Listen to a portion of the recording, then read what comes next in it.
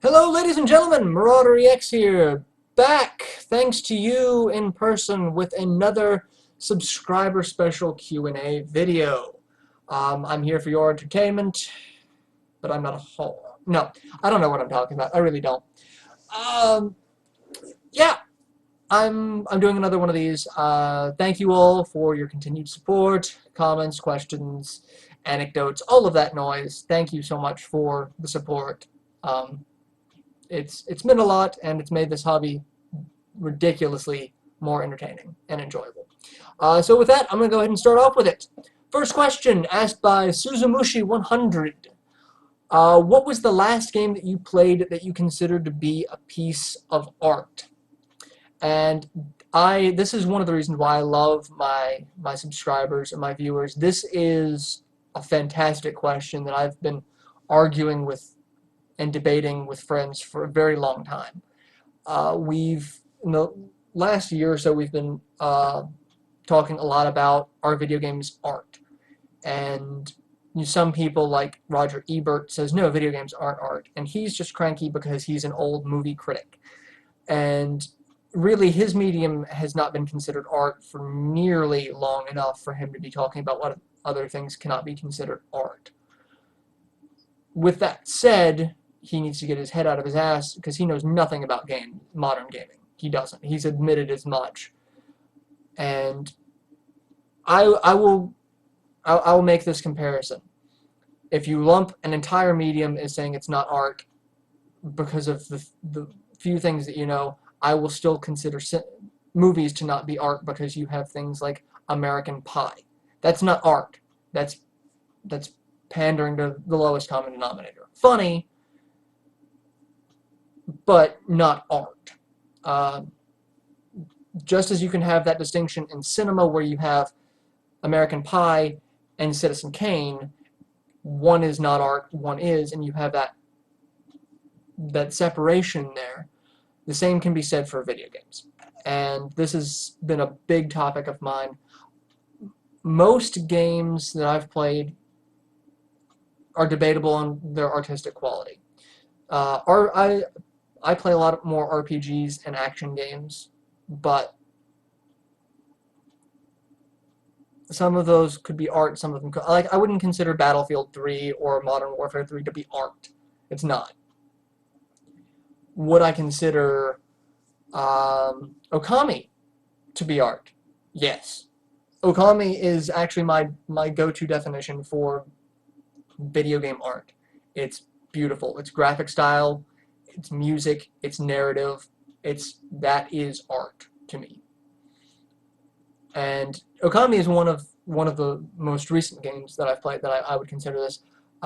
If you break it down into style, if you're looking for artistic style, just the graphic layout, any of the Vanillaware titles, the things like Odin Sphere, Muramasa, Princess Crown, things like that, those I consider art because it's just moving pictures. Most of their stuff is hand-drawn art that it's almost like watching a Disney movie, except much more violent.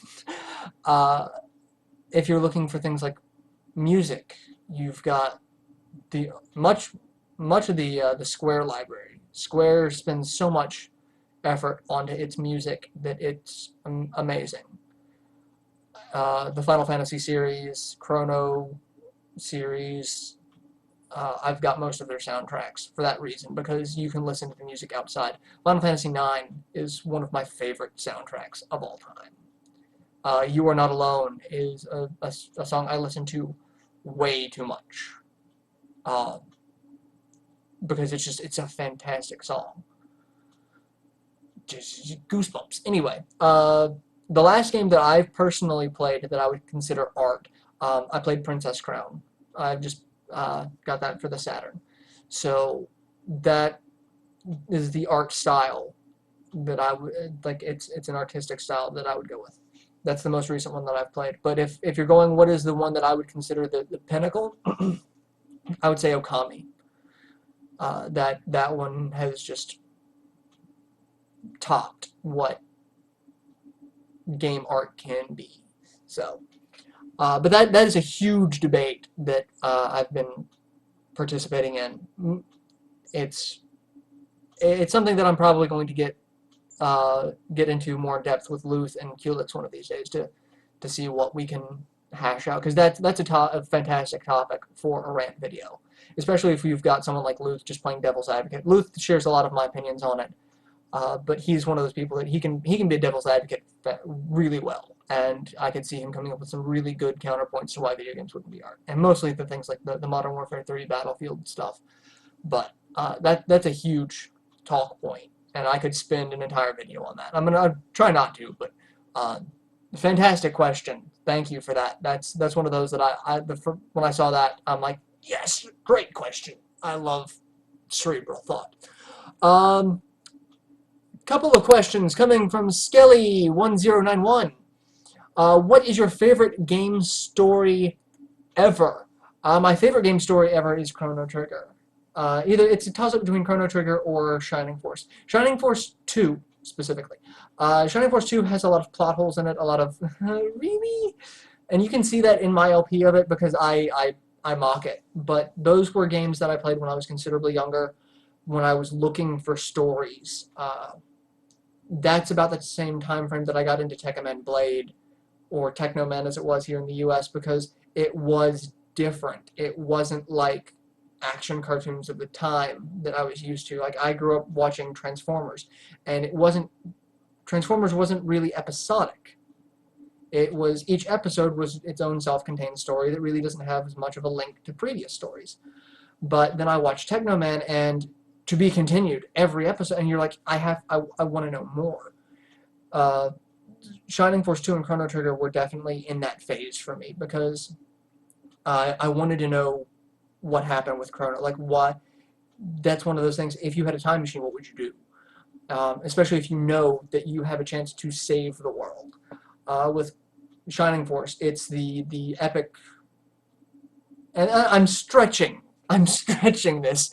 I said it's the epic, and I thought it's the story of boy coming into his own. He's,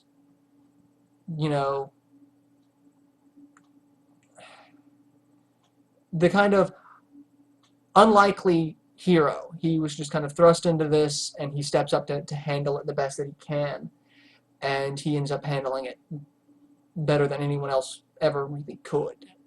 Whether you're the chosen one or just the guy who's in the right place at the right time.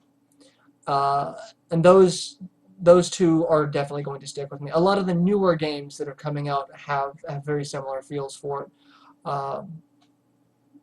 Like, I don't even know where to go with it. Fallout 3 had a fantastic and depressing storyline.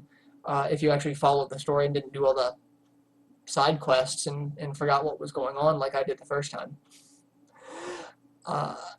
New Vegas is considerably more story-driven as well.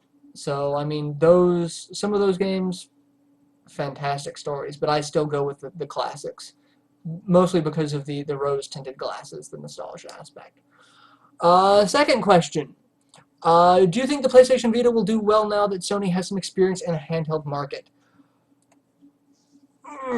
I don't know. Everything that I see from the Vita is one step forward, two steps back for them. Their technical specs were amazing. When I looked at what the Vita could do, I was like, damn, this is more powerful than previous gen consoles. The Vita is stronger than a Dreamcast, stronger than a PS2. It's borderline, what you would expect from the first gen launch titles from the PS3 and the 360. Honestly, for what it can do in theory, is going to be bordering a lot of that. And then they say, oh, there's going to be a touchpad on the back. No, you've just now made every surface of the console fragile and breakable. Those touchpads aren't cheap, and if you break it, you're screwed, because there are going to be games that require sensitivity. Just stick with the dual analog stick format, like what you should have done with the PSP and what Nintendo's now doing with the 3DS. And see, this is the thing. I love Nintendo. I grew up as a Sega fanboy. I preferred the Game Gear over the Game Boy because I liked, oh, it has color. It eats batteries like candy, but it has color, which adds a new level of gameplay. The Vita has the power to be the best handheld. They could seriously knock Nintendo down a peg with their new handheld. Whether or not they will do that is yet to be seen because, and honestly, the PSP was stronger than the DS at the time, but no one utilized it. And part of Sony's problem is they keep going with proprietary technology. The PSP used the memory stick Pro Duos. That's the only thing that it used for. So you had to spend a lot of money on a memory card only for this thing. Not like the $20 memory cards for the PS2. These are smaller, they're meant to be portable, so they are going to be more expensive, because smaller usually means technology world either bigger or smaller than the standard is going to be more expensive. And the Vita memory cards are just way overpriced for what they do. I also think that their concept of using the digital download only and the case or the hard copy game, that's a good idea. That's really the best idea that they've got because they learned that download only is stupid. It's not something that everyone still has access to, and not everyone is comfortable with the concept of cloud gaming just yet.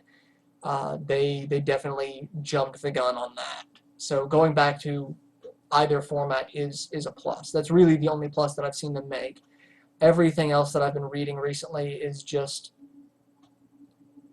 I kind of wanted one at one point. Now I'm like, I'm definitely going to wait and see what this does before it. Because I jumped on the PSP very early. Most of the games that I have on the PSP are remakes and re-releases. Like Castlevania, Mega Man, the Ys games, Wise, however it's pronounced. Final Fantasy Tactics, things like that. Very few new games. And that's because a lot of people really just didn't know what to do with it. So I'm gonna wait and see now. I think it has potential. It has a lot of potential. It's got more potential than I was expecting the DS to have. Honestly, when I heard about the DS, oh, 2 screens, one on top of each other. What's the point? And then I've seen what the DS can do, and I've been very impressed with that. So I'm gonna hold off judgment on a lot of things. Like the most judgmental thing that I've got is the rear touchpad on the Vita. I'm just not keen on that. But I'm gonna see what they can do with it and reserve my judgment. Because who knows? They might surprise you. Third question. What is a man? A man is nothing but a miserable pile of secrets. Have at thee. Enough talk. Have at thee. Castlevania Symphony of the Night. Fantastic. I'm so happy that you added that in. That was hilarious. One of my other subscribers has already answered it, but I wanted to have a glass and maybe like a cape and like throw it down and like try to shoot a fireball. But I was told that if I broke a glass, that I'd be in trouble. Mostly because my wife spends a lot of time down in my game room watching TV, and if there were broken glass all over the floor, she would crucify me. So don't need to piss off the wife by breaking glasses to do a joke. She got mad. Random side tangent with this. Me and my friends, Pat, we do the Admiral Akbar. It's a trap, and there's a robot chicken where it's Admiral Akbar cereal, and Admiral Akbar comes rushing in, and the robot chicken, stop motion dolls, comes rushing in, smacks a bowl of cereal off the table, and screams, "It's a trap!" And me and Pat were hanging out one day at his place, and I had a plate of chips, and he smacked them out of my hand and screamed, "It's a trap!" We all thought it was hilarious. And then my wife and his wife just looked at us like, "You're cleaning that up now." Like, they went from laughing to, you're cleaning that up. It was just hilarious. Anecdote aside, what is a man? A miserable pile of secrets, according to Dracula. Next question comes from Gitter77. Wow, congrats on one of these again so soon. Thank you. Seriously, thank you guys, because you guys are the ones that are, allowing me to do this. Only one that comes to mind. Given your excellent taste in Tekkaman Blade, are there decent odds that in the far-flung future you would do a Tekkaman heavy LP of Super Robot Wars J, given that it's one of the few to get fan-translated and the best of the only 2 games thus far to even feature Tekkaman Blade? Honestly, yeah, it's entirely possible. I've been looking into emulation a lot recently. Another side topic I'll get into in just a second. I've been looking at emulation, and I looked into the Super Robot Wars to look for Blade, because the second anyone mentions Blade, I've got to get in on it. I love Blade. Me and Blade, we're like this, son. I love Tekkaman Blade, and anything with Tekkaman Blade, that's just more than enough reason for me to buy it off the bat. Looking at it, Super Robot Wars J does have the English translation, so I might get into that. The game itself is ridiculously confusing. I've been trying to read the walkthroughs and the tutorial type guides to understand how it functions. But I was actually looking at it. It seems like Super Robot Tyson W has more stuff, because they have the Tekkaman Blade 2 characters as well. I don't know how much of a Tekkaman purist you are. Tekkaman Blade 1 and 2, or there's that weird what type deal going on, because a lot of the things in Tekkaman Blade 1 get glanced over and changed for Tekkaman Blade 2 for a new narrative. So if W had a translation, I would do W in a heartbeat, even though I don't know a damn thing about the game. J, I've been looking into it, and yeah, there's a possibility. I'm not gonna say that I'm not gonna go ahead and say I'm gonna add it to the list of games that I want to LP right off the bat, because I've got a list of like 7 games that I'm going to be LPing in the near future, between the Shining series and my project after that. It's gonna take a while, but it is entirely possible that I do that, because I've been interested in that franchise for a while. So if I do an LP of it, it'll definitely be a blind LP, but I'd say the odds are, better than 50-50. So, and talk topic, what is your take on the latest and greatest in the RPG and SRPG world at large? Wow, that's a huge can of worms. The RPG world is changing so much. You've got a lot of the newer console titles, things like Skyrim, which are, these huge Western RPGs, open world, just expansive. You can do whatever you want, whenever you want. If you want to go and pick daisies, you can go and pick daisies. If you want to go and scream at a dragon, you can scream at a dragon. You can take Mickey Rooney's crazy pills and yell at mice with your shirt off. Whatever. And those experiences are great. I love them. But as far as most role-playing games, I like a little more concrete story. So that's why I've kind of leaned more toward the Fallout games. Like Fallout 3 had a good story. It was more loosely pieced together because of all of the open-endedness. New Vegas, I feel, has a much more coherent story as far as linking a lot of things together. Everything feels more connected to the main story. And then you've got JRPGs. There's a lot of JRPGs. You've got Final Fantasy 13-2 coming out, which I'm apprehensive of. I haven't really got into 13 enough to say whether or not I hate it or like it. I've played a little bit of it to say, oh, the graphics are good. The story is one of those. But then Square also has some other games coming out. They've got Type 0, which I saw the opening credits for, or one of the opening cinematics for Type 0, and I thought to myself, damn, this is dark for a Square game. It starts off what you would expect a main character to be, except he's not a main character because he's faceless, and that's a big thing in a lot of Japanese media, that if you don't really see this much of the face. It's just meant to be generic person. Just, kind of, you can put yourself in their position easier because you don't see their face and you're not thinking, oh, it's not me. But he ends up getting shot, and some of his comrades end up getting blown up by a mortar and then stabbed by opposing soldiers, and he gets saved by a chocobo with armor. And then the chocobo dies, and he feels sorry for the chocobo. It's like, oh my god.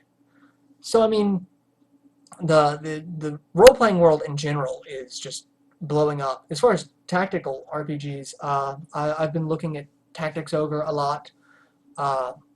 Because they had the remake on the PSP that looks fantastic. There's another one that I don't remember the name of it off the top of my head. It's coming out for the PSP. I've got it on my wish list, and that kind of bothers me that I don't remember what it is. But it looks fantastic. Tales of the Sky Heroes for the PSP, fantastic. So I mean, there's a lot of really good RPGs, both JRPGs, Western RPGs, strategy RPGs. That's actually a talk point that me and Luth were going to do when I was on my kind of hiatus, because there's a definite break between Western RPGs and JRPGs now, and the markets for them are drastically changing. But the RPG world at large is fantastic. So they're doing well. They're changing. Some people don't like the changes, but change is inevitable. And I hate saying that because I freaking hate change. I hate it. So it's one of those. I'm very curious to see where we're going to be going in the next couple of years with it, especially with the JRPG market, because they really seem to not. They've lost a huge foothold here in the U.S., especially with games like Skyrim. So I'm curious. I'll leave it at that. Next question, Dark Spines 22. Why you no play Tatsunoko vs. Capcom Ultimate All Stars? I did play it actually. I borrowed it from my manager once, and because I wanted to play it before I bought it, because at the time I was kind of broke, and I played it the second. I actually went out and reserved it the second that I heard Zero was going to be in it. Because at that point, I already knew Blade was going to be in it, or vice versa. I knew one of them was going to be in it, and they announced the second character. I'm like, gone. Me and my wife got up, went, reserved it that moment. Like, the second that I read it, I'm like, okay, we got to go. I got to go reserve this. But I'm not a big fighter person. I like 2D fighters better than 3D fighters. Mostly because I feel that I have a little better control with them. But if I go online with a fighting game, I get my ass handed to me. There's just no doubt about it. Like, the only fighting game that I'm 100% on, like, I was a god at Soul Calibur, the first one for the Dreamcast. Like, I went like 102 and 0 versus some of my friends. Like, we sat there for like 3 hours, and it was whoever went, loser gets shifted out, someone else gets winner. I never left. But I like the 2D fighting games that I'm good at, like Smash Brothers, or the kind of unconventional type deals. But Tatsunoko vs. All Stars, the only reason why I didn't buy it off the bat is because I don't know half the characters. I know the Gatchaman characters, or the Science Team Ninja, Falcon and Eagle. I know Kashin, or Kashan, from Kashin Robot Hunter, Kashin Sens, Tekkaman Blade, Zero, and a lot of the Capcom characters. But a lot of the Tatsunoko characters, like, I grew up on Tekkaman Blade, but on a lot of the other series I don't know about. So I spent more time getting into anime to back up the game. It is a game that is on my wish list. I will own it. Don't think that I won't. I will own it. I do like Tatsunoko vs. Capcom better than Marvel vs. Capcom. I like the characters more because I grew up as a Marvel dork, but I'm really pissed off at Capcom for they do that with their fighting games, and I knew they wouldn't do this with the Wii. They keep adding characters, and instead of having the characters available from the start, like in Marvel vs. Capcom 2 with a huge roster, they release them as DLC and either nickel and dime you or have you buy the game for $30 again, $40. Like, no, I don't do that. So I would much prefer to own Tatsunoko. Several questions from I Am Gorman. Do you have any LP plans for some current generation games or more modern games? Yes, I do. Looking at it, I want to do a Fallout one of these days. Um, I've got Tales of Vesperia and Star Ocean for the 360 that I'd really like to do. I don't have a PS3 as of right now, but I'm hoping to remedy that situation soon. And there's a bunch of games on that I would like to do, like Valkyria Chronicles. I want to do Valkyria Chronicles 1 and 2 uh, because I hear that Sega is actually using that engine to do their next Shining game. And if I show Sega enough love, maybe they will bring over a Shining game that's a tactical game and not, a dungeon crawler hack and slash and make me the happiest person alive. But there are a lot of more modern games. I would like to do Skyward Sword. I do Twilight Princess and then Skyward Sword. If I do the Zelda games, though, I've got to start with the NES, Legend of Zelda, and then Link to the Past. I'd skip over Wind Waker. I never actually got into Wind Waker. I didn't like the art style. I didn't like Toon Link. But I do own it, and I'm giving it a second chance. And it is better than I initially anticipated. So I'm getting into that. But I would do original, then Link to the Past, then Twilight Princess, then Skyward Sword. But I would like to do Skyward Sword. I'm having fun with it so far. Yeah, there are some modern games. The only reason why I stick to a lot of the retro titles is because I've played them more than once, and I feel that I can give a little bit better commentary. My scenarios 2 and 3 of Shining Force 3 are the exception because I've read about them, so I know a little bit, but I'm essentially playing it blind because it's the first time I've been available to. What made you start recording your LPs? I actually I've answered this a couple of times. But I don't mind answering it again because it gives a shout out to the person who inspired me to do it. On my channel, depending on if you've got the new layout, would be in this corner. One of the recommended channels is a gentleman named Wolfos. He did an LP of Shining Force 2 that I watched, and this is back when I had heard of LPs. I didn't know what they were about, and I started watching this, and he was hilarious. He was talking about a game that I knew a lot about, and I'm like, I could do this too.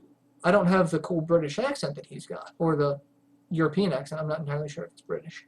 I don't know, but he has an accent, and he talks about jammy dodgers, so I assume that's British. Please forgive me if I'm wrong. But I saw it, and I thought, I could do something like that as well with games that I know a lot of people didn't get exposure to, and I started with like Dragon Force and Panzer Dragoon Saga, and that was it. I saw one that was really funny and thought, I could do this with some of the things that didn't get enough attention, because my favorite system was the Saturn, and it got glanced over. Like, now people who collect games, the Saturn was a great console. It just didn't do well at the time. But there's so many people who I grew up with who are like, oh, the Saturn must have sucked because it died out fast. And I want to kind of disprove that. What is the oldest thing in my possession? Crap. I have no idea. Honestly, the oldest thing in my possession, the oldest thing that I can think of off the top of my head is I have a medal. It's not like a military service medal, it's more like a commendation that was my grandfather's. And he got it when he was younger than I am. That is the oldest thing that I personally own. My parents have a lot of heirlooms that I will be getting when it's time for me to inherit their stuff. Hopefully, which will not be for a long time. But the oldest thing that I currently have is I have a medal from my grandfather before he passed away, and I have no idea what it's for, what it's from. Uh, I have it locked away up in my closet for safekeeping, because it's one of those things that I don't even know what I'd do with it if I could do something with it. Probably go in a safety deposit box one of these days. So, uh, and Gorman goes on to thank me for introducing him to the Shining series, Golden Sun and Camelot. You're more than welcome. It's a fantastic company, fantastic. Both are fantastic series. Another game you should check out. It's kind of hard to come by, but if you have a PS3, I think it's on the PlayStation Network now. Beyond the Beyond. It's kind of a cheap, generic RPG, but it was one of Camelot's early RPGs when they broke away, and you can definitely see the influence from in that game that went on to affect the Golden Sun series. Like it is in more ways than one the predecessor to Golden Sun, both spiritually and gameplay wise. It's a good game, kind of cheesy but good game. And the last question comes from Culix. What are some of your favorite indie games? I know you've played Spelunky and Terraria a fair bit. Any others you want to mention? Yeah, there's actually quite a few. I love the indie game market. Indie games are going in a direction that the gaming industry really needs to go to, because they are still the ones willing to take risks. A lot of the big budget studios, because they plunk so much money into a project, it has to be good. And it has to be good enough to at least sell enough for them to break even. And a lot of times that's all they go for, is we need to at least break even, if not making a small profit on it. They're not willing to take risks, because they take a risk and it bites them in the ass, they're out all of that money. And the indie developers are the ones taking risks to try new things. There's one indie game that I love the concept of. It's a Tag, The Power of Paint. It's a PC game. I watched an LP of it, and I'd heard of it before then, but I had only seen screenshots looking around. And this game it's like a black and white world, and you get a paint gun, and the paint changes the physics of the world. So you get one paint, and then you can bounce off that paint. Another paint will let you run fast, and then you have to use multiple paints to try to navigate the world to get to a goal. It's amazing. And what actually happened is the people at Valve brought them in to do the jails for Portal 2. That's fantastic. That's what I want to see more of in the indie market. Is the big companies seeing these people taking or trying something new, and then taking that something new and putting it into their game. That's really how the game industry needs to keep thriving, and that's going to be the indie developer.